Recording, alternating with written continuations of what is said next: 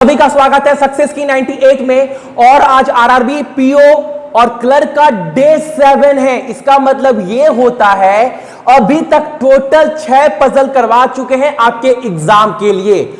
और एक बार मैं आपको और याद दिला दूं, 11:45 में टाइमिंग है डेली पजल का और 1 बजे टाइमिंग है आपका पर डे क्लास का रीजनिंग और मैथ का एग्जाम से पहले। टारगेट यही लेकर चल रहे हैं कि आपके एग्जाम में, किस एग्जाम में, आपके आरआरबी क्लर्क में 70 प्लस का डाटा रेडी करवाना है और पीओ में 65 प्लस का। और एक बात, अगर आप हमारे चैनल पर फर्स्ट टाइम विजिट कर रहे हैं तो चैनल को सब्सक्राइब कर लीजिएगा ताकि आपको पर एक वीडियो का नोटिफिकेशन मिलता रहे। दूसरी बात, अब मैं आपको यह बताता हूं कि करना क्या है। देखो, जो आज का वीडियो है वो थोड़ा पहले का वीडियो है लेकिन काम का वीडियो है, तो हमेशा की तरह बोलते हैं वीडियो को पॉज करिए, ट्राई करिए। और ये जो वीडियो है आपके एसबीआई क्लर्क के एग्जाम में पजल आया हुआ था 2016 में, तो ये एग्जाम भी इंपॉर्टेंट है आपके क्लर्क पीओ के लिए, एग्जाम के लिए। उम्मीद करते हैं बहुत जल्द आप लोग बनाकर हमेशा की तरह कमेंट करेंगे कि भैया इतने देर में पजल ये बन गया। ठीक है, पजल अच्छा लगेगा तो एक लाइक करिएगा और चैनल को सब्सक्राइब करिएगा और डेली 11:45 में आप चैनल पर आ जाइएगा।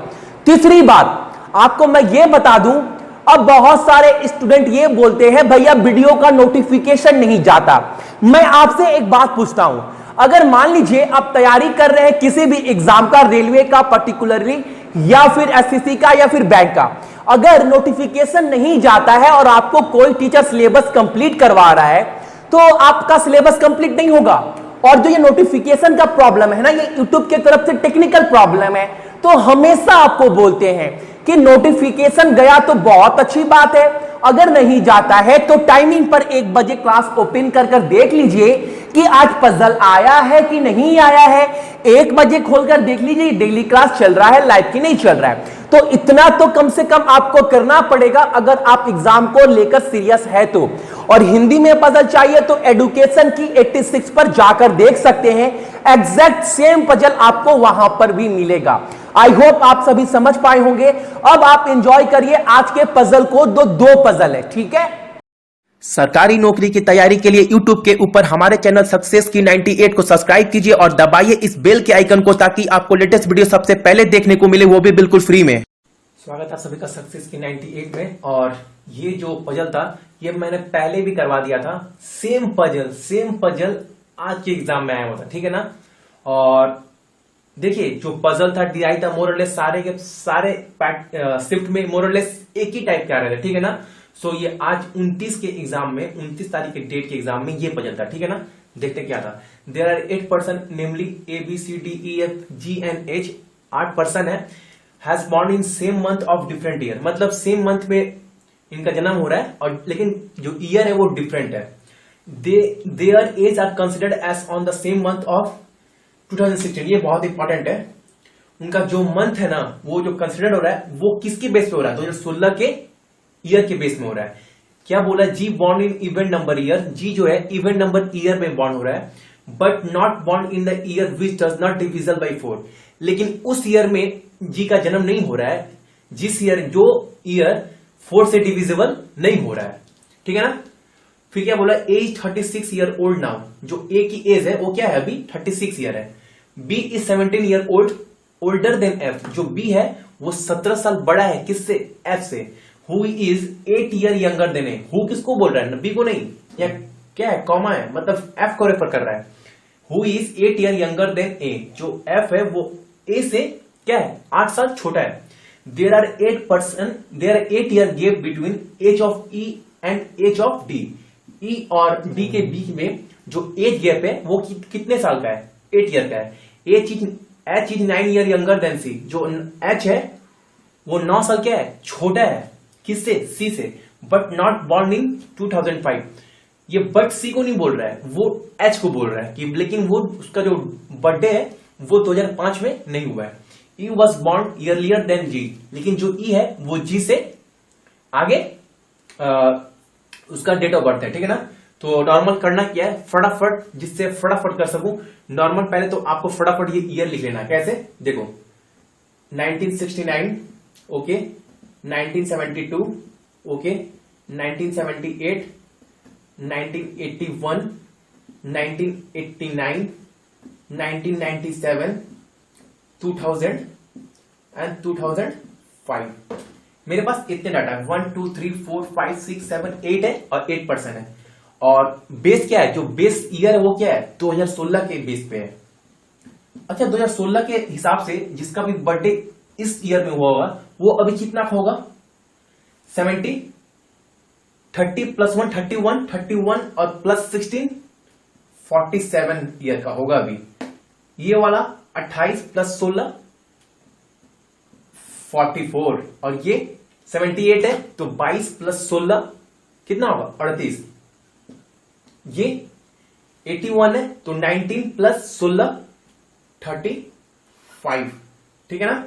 ये 11 प्लस 16 27, ये 19, ये 16 और ये 11। मतलब इतने ईयर के बंदे हैं जिनका बर्थडे हुआ है। ऐसा कंसिडर्ड ईयर क्या है, 2016। देखो क्या बोला, ए जो है वो 36 ईयर ओल्ड का भी है। तो देखो अगर जैन में ए का बर्थडे हुआ होगा, सपोज कर लो, और उसके बाद काउंट होगा तो 36 हो सकता है, 35 होगा। इस बेस में कोई भी ईयर होगा। सपोज कर लो अगर ए का हम जो मंथ मानते हैं वो जैन में, ठीक है ना। अगर जैन में उसका बर्थडे 2016 में हुआ है किसी ईयर में, तो उसके बाद जो उसका क्या एज आएगा, 35 के बाद प्लस 35 प्लस क्या होगा, 35 प्लस 6 प्लस होगा 36 रनिंग होगा, ठीक है ना। तो 36 साल का भी हो रहा है।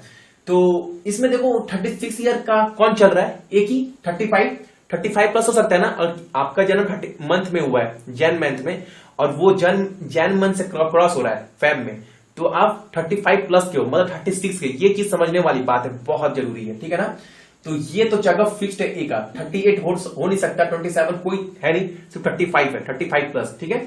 और क्या बोल रहा है, B is 17 year older than F who is 8 year younger than A. जो बी है वो 17 साल बड़ा है एफ से, लेकिन जो एफ है वो 8 साल छोटा है ए से।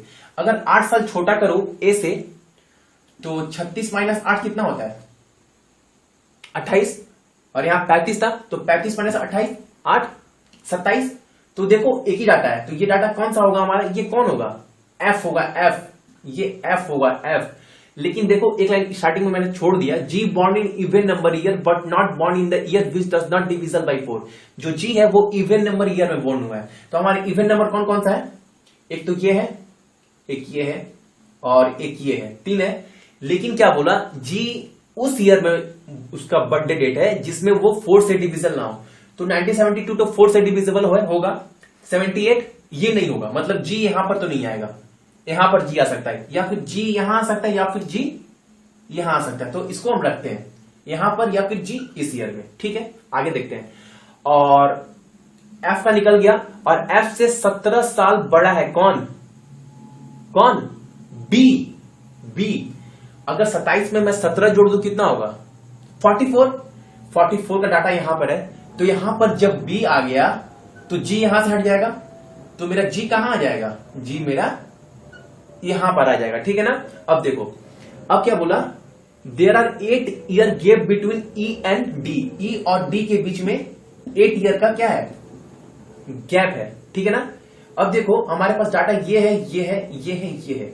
अब क्या बोला, H is 9 year younger then C। जो H है वो 9 ईयर क्या है, छोटा है C से, but not born in 2005। E was born earlier than G। लेकिन जो E है वो G से क्या बाद में जन्म लिया, बाद में, ईयरलियर बाद में। तो G अगर ये है तो इसके बाद E कहां होगा, पक्का मेरा E ये होगा, क्योंकि बाद में जन्म लिया है, ईयरलियर, ठीक है ना। तो E was born ईयरलियर बोला है ना, तो ये D नहीं होगा। E was born earlier than G, मतलब G से आगे जन्म, सॉरी, E जो है वो G से आगे जन्म लिया। और E D का गैप कितना है, ये देखो E और D का गैप कितना है, 8 ईयर का है, 8 ईयर का। तो 8 ईयर का गैप कौन सा होगा, ये तो मेरा 9 हो जाएगा। एक यही नजर आ रहा है क्या, 11 और 19 के बीच में 8 ईयर का गैप, 8 ईयर का गैप। ठीक है ना। अगर और जी से अर्ली जन्म कौन लिया है, जी से आगे जन्म लिया कौन, ई, तो आगे कौन होगा, ई ई ई, या फिर यहां होगा, फिर ये यहां होगा, यहां होता तो ये दिन होगा नहीं, तो फिर ई यही होगा, ठीक है ना। और यहां क्या होगा, डी, और ई डी के बीच में 8 ईयर का गैप भी है, ठीक है। अब देखो ये एच और किसके लिए जगह बचा है,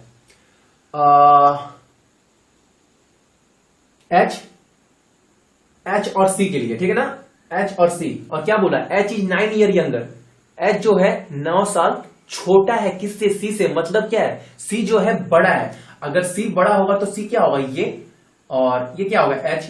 और देख लो इसमें 9 ईयर छोटा भी है, ठीक है ना, एच। तो ये था पजल हमारा आज का।